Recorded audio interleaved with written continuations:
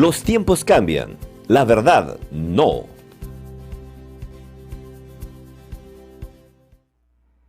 Muy bien, continuamos con las entrevistas acá en La Noticia Perú, el canal digital de Diario La Noticia. Y vamos a hablar de lo que han sido las elecciones en Brasil. Estamos conectados vía Zoom con Ramiro Escobar, internacionalista, docente universitario.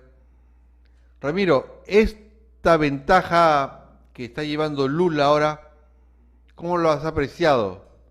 ¿Eran los resultados que se esperaba o no? ¿Cómo te va? Buenos días.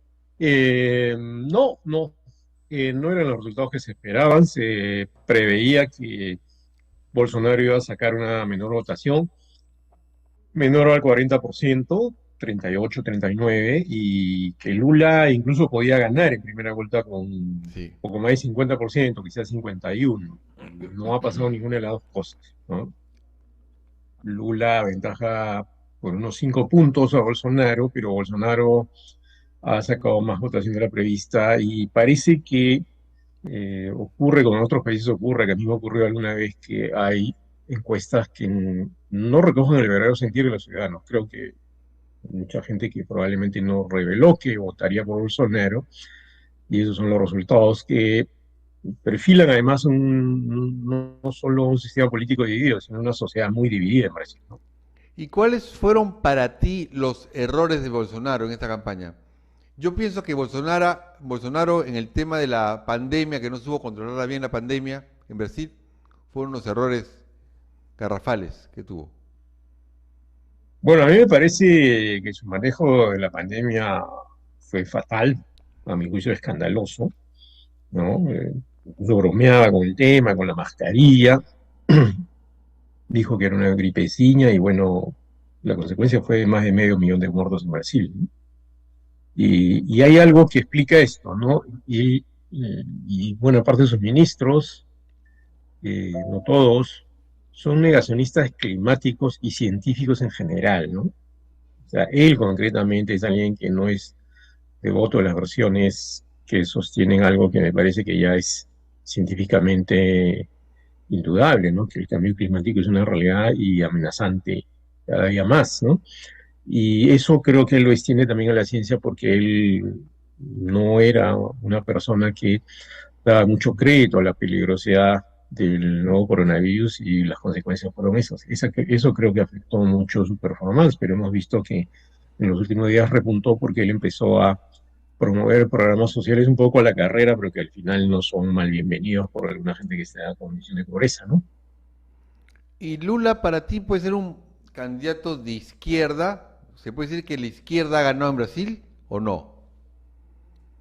Bueno, ha ganado en primera vuelta, pero Lula en realidad siempre fue un candidato de centro izquierda, ¿no? Centro izquierda. Comparar a Lula con Chávez siempre me pareció un error de percepción, un prejuicio ideológico, porque en realidad el PT, el Partido de los Trabajadores, si es un partido de izquierda histórico en Brasil, nunca gobernó solo, ¿no? Siempre gobernó con aliados que estaban más al centro, por ejemplo, con el Movimiento Democrático Brasileño de Michel Temer, que fue el presidente que quedó luego de que fue instituida Dilma Rousseff. O sea que es un partido más bien que en el gobierno se ha comportado como una socialdemocracia, ¿no? Eso que la dice que ese no es, a mi juicio, ¿no? Claro.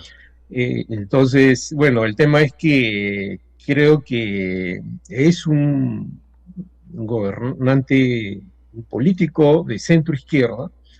Así fueron sus gobiernos. Después de su segundo gobierno salió con cerca del 80% de la población, tuvo una buena gestión. Y este tercer gobierno de Lula, si es que gana, se perfila con un gobierno probablemente incluso más moderado, porque ha vuelto a hacer otra vez alianza con partidos de centro, e incluso con sectores evangélicos que suelen ser bastante conservadores, ¿no? Claro. Y una persona que ha estado en la cárcel, como Lula, más de 500 días en la cárcel, 19 meses y días por ahí, salir y ganar una elección casi en primera vuelta. Bueno, lo que pasa es que la corrupción brasileña es sistémica, ¿no? Es decir, afectó a todo el conjunto del sistema político, no solo al Partido de los Trabajadores. Es decir, por ejemplo, Eduardo Cuña, que era uno de los que... Tu audio creo... No sé qué pasó, ¿se me Allá, escucha bien ahora? ahora sí, perfecto. No, lo que decía era que, por ejemplo, ¿no? La corrupción es sistémica en Brasil, ¿no? Afecta a todo el espectro político.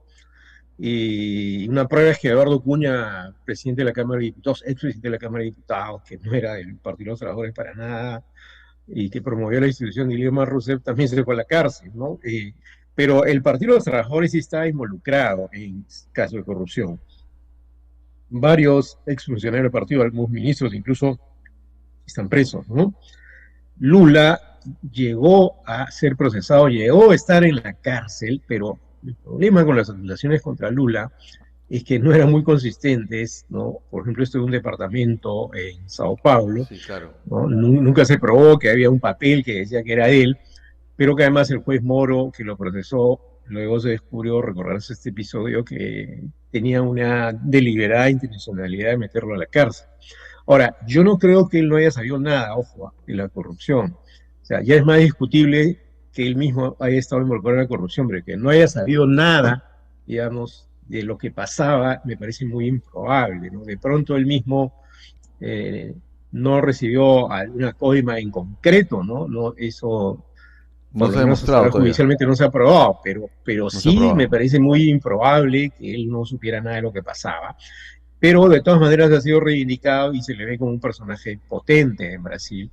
Un- Quizás el único pues capaz de vencer a Bolsonaro y por eso está candidateando, ¿no? Y el presidente... Se te fue el audio aquí ahora. No, pregunto si Bolsonaro está involucrado en actos de corrupción. Mira, yo no tengo información oficial sobre eso muy específica, pero su performance en el gobierno, ¿no? Es sumamente cuestionable porque no solo por la pandemia, sino, por ejemplo, él ha alentado la tenencia de armas en Brasil, lo que aumenta el riesgo de que la violencia social crezca, ¿no? Por ejemplo, ha sido muy responsable con el manejo de los ecosistemas amazónicos y eso también ha ido en detrimento no solo de la Amazonía, sino de la propia población indígena y otra población. Yo no conozco que esté involucrado en un caso de corrupción así grande, pero estas decisiones de gobierno que él tomó, creo que sí afectaron mucho a la población y son las que crean resistencia con él, ¿no? Y además muy agresivo con las mujeres, más de una vez las insultó. Entonces, eso creo que ha ido en detrimento de él, lo ha afectado en su candidatura, pero finalmente hay un grupo grande de la población, el 43% de los votantes, que han Así es. decidido apostar por él nuevamente, ¿no? Y justo estoy leyendo también del ex juez Sergio Moro, el abanderado del tema del caso de Lavallato, de Odebrecht y todo, que ha logrado un escaño en el Senado brasilero. Sí, claro, es que él sigue siendo un personaje popular. Lo que ocurre es que cuando hay un personaje que una parte de la población detesta, ¿no? Por, porque no le gusta políticamente, personalmente o ideológicamente, es decir, en el caso de Lula, quienes detestan a Lula es porque para ellos simboliza la izquierda, o en casos extremos, a mi juicio, delirantes, porque comunista no es, pero digamos, para algunas personas simboliza eso, ¿no? Entonces, eh, digamos que esas personas, por más de que el juez Moro haya sido acusado y con pruebas, ¿no? De que manipuló las pruebas y el juicio Sí, contra claro. Lula, si hay gente que lo quiere tener ahí porque es una especie de símbolo de la oposición a Lula, ¿no? Entonces, es esperable que haya llegado y vamos a ver cómo le va el Parlamento, ¿no? Pero sí, yo creo que lamentablemente en la región las votaciones no se dan por propuesta, sino se suele votar por alguien que va a oponerse a ese personaje que un ciudadano odia, ¿no? O por prejuicios ideológicos, o por de izquierda o derecha, o por, digamos, simpatías, por una cuestión más emocional, ¿no? Entonces, En América Latina, es el mundo también, pero en América Latina probablemente es más agudo. Pero de Las repente en las Brasil, motivaciones de los votos son a veces muy superfluas, ¿no? Ramiro, de Sí, perdóneme. repente, como tú explicas, en Brasil los votos se han ido porque hay clases sociales que no están atendidas por Bolsonaro. ¿Será? Bueno, en los últimos meses, él aumentó la inversión en programas sociales para atender a esas clases desfavorecidas, ¿no? Ahora, no es que no hizo nada en su gobierno por ellas, ojo, eso sería mentir, ¿no? Ningún presidente deja de hacer algo por los más pobres porque saben que ahí tienen un bolsón de votación importante, sobre todo en América Latina, donde la pobreza es bastante grande todavía, ¿no? Y además, ojo que Brasil es uno de los países más desiguales del mundo. Pero creo que a nivel de identificación social, Lula es un personaje mucho más cercano a la gente pobre, a la gente marginada. Él salió de ahí, ¿no? Él era de una familia Claro. pobre, no pobre extrema, pero de una familia pobre, ¿no? Ramiro Escobar, te doy muchísimas gracias por la entrevista Ujú. y esperamos contar contigo en otro momento. Gracias. Gracias a ti. Buenos días para ti y Buenos los días para televidentes. todos, buenas tardes para todos. Gracias. Ya venimos después de una pausa para analizar el tema de las elecciones en Lima. Los tiempos cambian. La verdad, no.